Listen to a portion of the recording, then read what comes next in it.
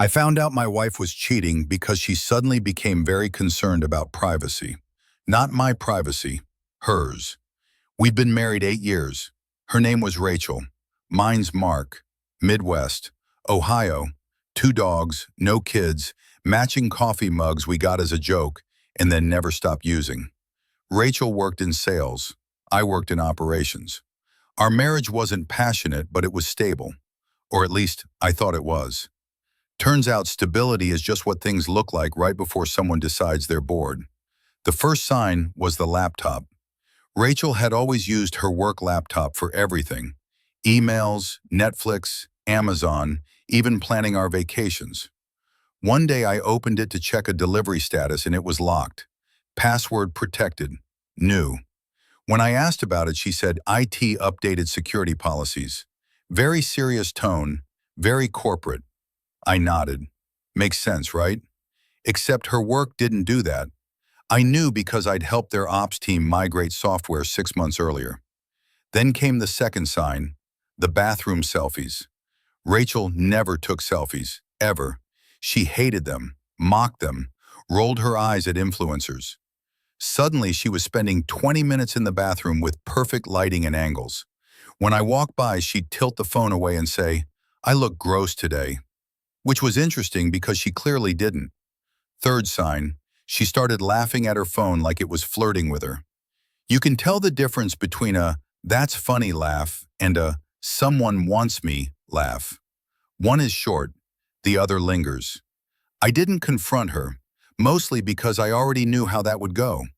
Tears, denial. "You're insecure. You're imagining things. Why are you spying on me?" Somehow I'd end up apologizing for noticing reality. So instead, I did something else. I got curious. I checked our shared calendar and noticed she had started blocking out client dinners twice a week. Always evenings. Always different restaurants. Always places she never suggested we go. I checked our credit card statements. Hotel bars. Not rooms, just bars. That told me everything. She wasn't sleeping with him yet. She was auditioning. So I waited. 3 weeks later, she crossed the line. I knew because she stopped coming home after client dinners. She'd text around 11:30. Staying at Jenna's, had too much wine. Jenna lived 40 minutes away.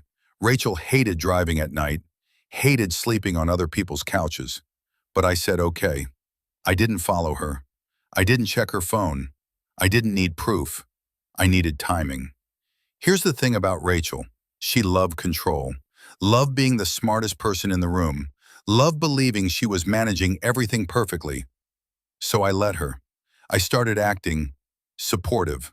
"Wow, you're really killing it at work lately. You seem happier. I love that for you. Take time for yourself. You deserve it." I could practically hear her ego purring. Then I found out who he was, not through snooping, through accident. I ran into him at Costco. He was wearing a polo with her company logo, same one she'd forgotten in the car once. He recognized me immediately, which told me everything. "Oh, hey," he said, too friendly. "You're Rachel's husband, right?" Bingo. He talked too much. Sales guys always do. Mentioned how great Rachel was, how driven, how they'd been working late together, how lucky I was. I smiled, shook his hand, said, "Yeah, she's amazing." Then I went home and planned. I didn't want quiet revenge. I wanted comedic justice. Rachel's birthday was coming up, 40. She cared deeply about 40, so I planned a party, a big one, invited everyone, friends, co-workers, family, her boss, her boss's boss, sales team, HR reps she was close with, even the Costco guy. Rachel was thrilled. She thought I was trying to reconnect. She had no idea she was about to host her own exposé. Here's what I did. I made a slideshow, not dramatic, not obvious. A celebration of Rachel. Photos from our marriage, vacations, funny moments, work achievements, and woven gently between them, screenshots. Nothing explicit, just timelines. Photos of hotel bars with timestamps. Credit card charges matching client dinners. Group photos where she and Costco guy were standing a little too close. Messages she'd sent me saying she was at Jenna's next to geotagged photos of downtown hotels. Public Instagram posts she forgot were location tagged. No accusations, just facts. I titled the slideshow, How Far We've Come. The party was great. Drinks, laughter, music. Then someone shouted, "Speech!" Perfect. I got up, glass in hand, smiling, talked about love, about trust, about how proud I was of Rachel's career, about how honesty mattered more than anything. Then I said, I made something. Hit play. At first people smiled, then they got quiet, then very quiet. Rachel froze. Costco guy went pale. Her boss squinted.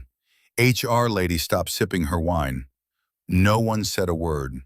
I let the slideshow finish. Then I said, "Happy birthday." Silence. Rachel started crying. Not sad crying, panic crying. She tried to talk, tried to explain, tried to grab me. I stepped back. "I didn't make this to embarrass you," I said calmly. "I made it so I wouldn't have to lie for you anymore." Then I left. Didn't argue, didn't shout, just walked out. The fallout was spectacular. Workplace investigation, affair confirmed, both suspended, then fired. Costco guy's wife showed up at our house the next day. I gave her the file. Rachel moved out a week later. The divorce was fast. She tried to tell people I was manipulative. Most of them had already seen the slideshow. 6 months later, I got promoted, bought a new house, met someone who laughed at my jokes and didn't need validation from hotel bars. Ran into Rachel once at Target. She looked tired. "Was that really necessary?" she asked. I smiled. "No," I said, "but it was efficient." And that's the thing about funny revenge. You don't have to hurt anyone. You just have to let them meet themselves in public.